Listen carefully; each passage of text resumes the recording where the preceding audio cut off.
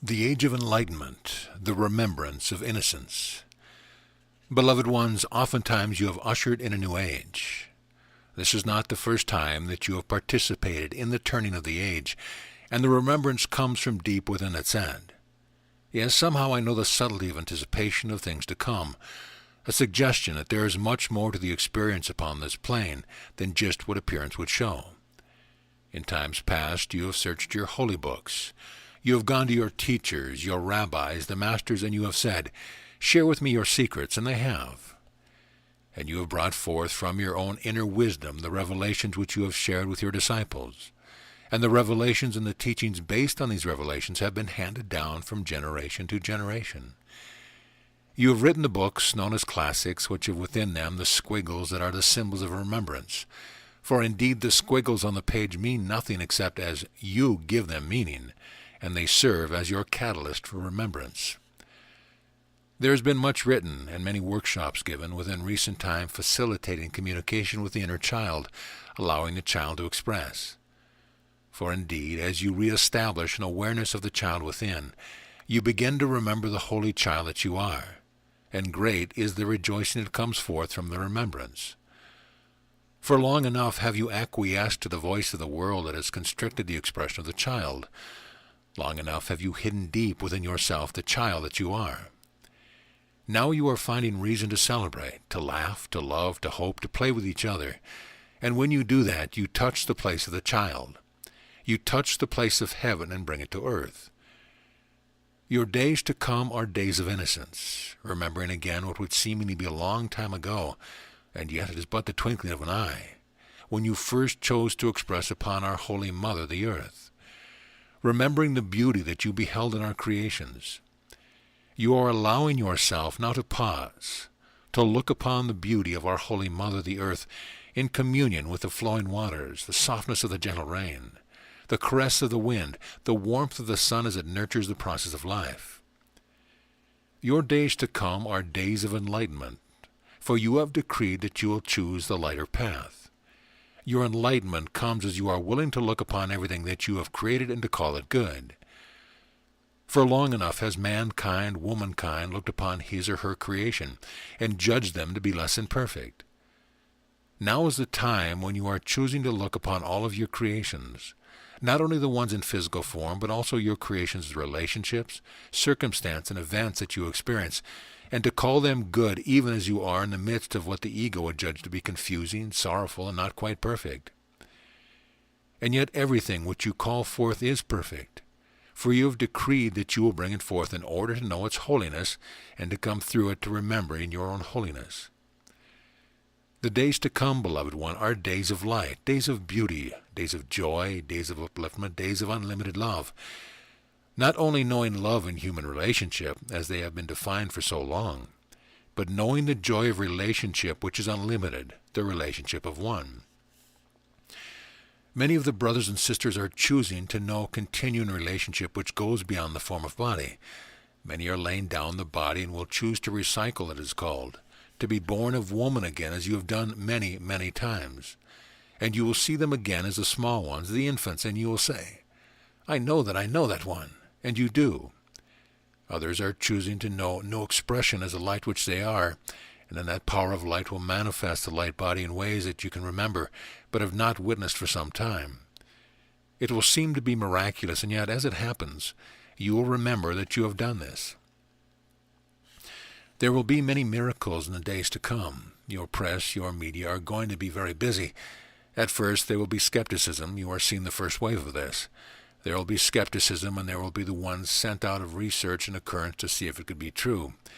And there will be ones who, because of belief born of many lifetimes, will feel that it serves them well to be in a place of power to say that this life is the only way it can be, and that it is a sin to think otherwise.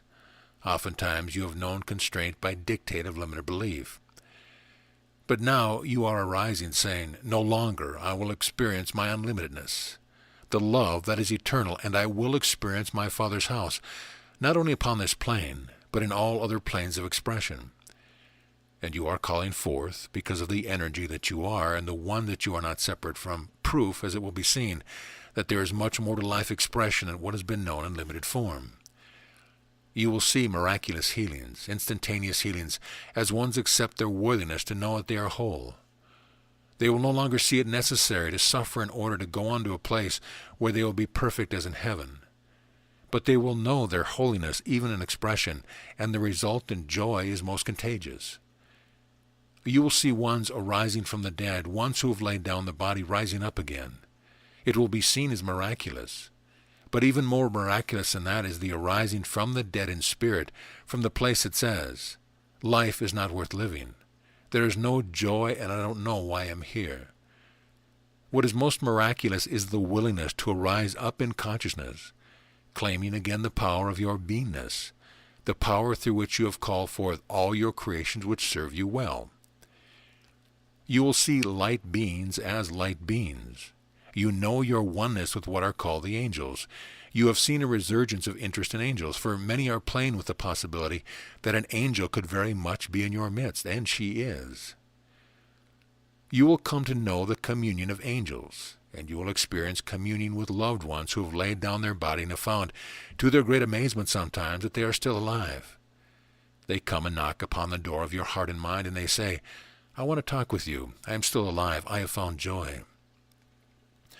Even the process that has been accepted as inevitable, the process of aging as it has been called, does not have to happen. You have seen ones, and you will see more and more, reversing the process of aging. Reversing it because there has been a belief that it had to progress in a certain manner, and now they are decreeing youth. You will see them expressing in great wholeness, health, and vitality. You will see others laying down the body because they feel it is finished. But they know themselves very much to be alive, and they will be right back with you again, no longer needing to come through the process unless they so choose, or allowing the body to grow in stature. They will manifest the full-grown body. You will see the ones of animals also resurrecting themselves, for in life essence there is no difference from you and the brothers and sisters. You will see the animals that you now hold to be in mythology coming to be in your experience once again, to play with you as they have done in what you would call olden times. They are very much alive and well, just awaiting your invitation to come. They are in the wings, waiting their time to come and play their script again. To play, to play. That is the secret. In your days to come, you will be bringing forth more and more of technology to serve you. You will not see yourself to be separate from technology, for you will know that as you bring forth the equipment, the gadgetry, it is you as the creative master who calls it forth for the purpose of knowing your creative unlimitedness. Know you, that is why you now have what are called the computers. The so-called artificial intelligence is an extension of the one mind that you are, symbolic and catalytic for your remembrance of all that you are. You are calling forth technology in many forms which will allow you to measure and to prove the energy that you are, energy that will allow you to go unto the dimensions you desire to travel unto. You are bringing forth the technology of sound which will bring the balancing of the vibration of the body. You are bringing forth the technology of color, which you have worked with in other lifetimes to heal. Many times in what you would see as long ago, you had rooms filled with the light of certain colors, and you were one who could look upon the form to behold which chakras were free-flowing in the energy patterns and which ones had closed down. And you knew, not by the outer sight, but by the inner sight, what vibration would be balancing. You used vibration of sound and color to balance and restore the energy flow of the body. And now you are playing with new technology utilizing vibration for healing. With regard to collective groupings known as countries, you will behold miracles in the days to come. You will see ones who are in a place of calling forth their power, as they know the power of the world to be, who will motivate others to be in conflict, brother against brother. You will see ones coming together into great armies, for they feel that there is not a choice, that they must do this. And they will go out onto the battlefield prepared to ask of one another their form, not their life, but their form. And they will stand there ready to do battle. And in an instant of recognition they will behold the light of that one pervading all of the battlefield. There will abide the remembrance of the light of oneness, and the weapons will be laid down, for the belief in separation will no longer be tenable. Ones who have gone prepared to do battle, ready to thrust the sword, to pull the trigger, will experience a revelation such as occurred with my beloved brother and yours, the one known as Saul and renamed Paul. The experience on the road to Damascus, where he beheld his own light, and it was blinding. It was blinding to the eyes of the world, which would see limitation. Many brothers and sisters will experience a similar revelation. It takes only an instant. You will find ones in relationships, mates, ones who are even as they would call themselves soulmates, who have chosen to bring forth issues in order to see them healed. You will see them in conflict with each other, allowing those issues to be most visible, in a feeling of grand emotion that perhaps they have denied and carried as old baggage for lifetimes and would not deal with, experiencing a limited self-image. And they are now allowing the emotion to come up, blaming the other one for everything that has ever gone wrong. They may even arrive at the point of intending to do bodily harm, when in an instant the light will be turned on. You are ushering into an age of enlightenment, not because I or other masters decree that this is an age of enlightenment. Always we have known that every age contains the potential for enlightenment. But you are now decreeing that you will know enlightenment, and you are seeing points of light. It is most revealing that one of your leaders has chosen those very words. Where did those words come from? He thinks that they came from a scriptwriter. You have called forth these words because deep within you there is a desire to know the light that you are, and more points of light are coming on. The days to come are days of innocence, not knowing separation, not knowing that you could be anything less than perfect.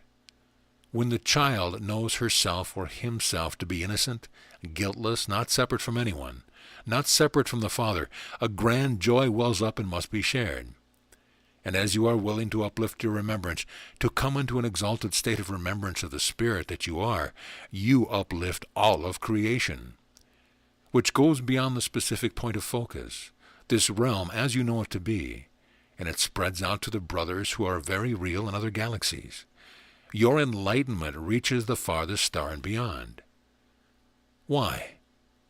Because you are the maker of the stars. You are not separate from your creations. And as you allow yourself to abide in peace and innocence, and to live the vibration of upliftment, your creations cannot help but be uplifted, transformed, mirroring back to you what you know yourself to be. The present days are days of transformation and upliftment, as you remember once again the innocence of the Holy Child. Be of good heart, for you have chosen to usher in a new age of enlightenment, the remembrance of innocence.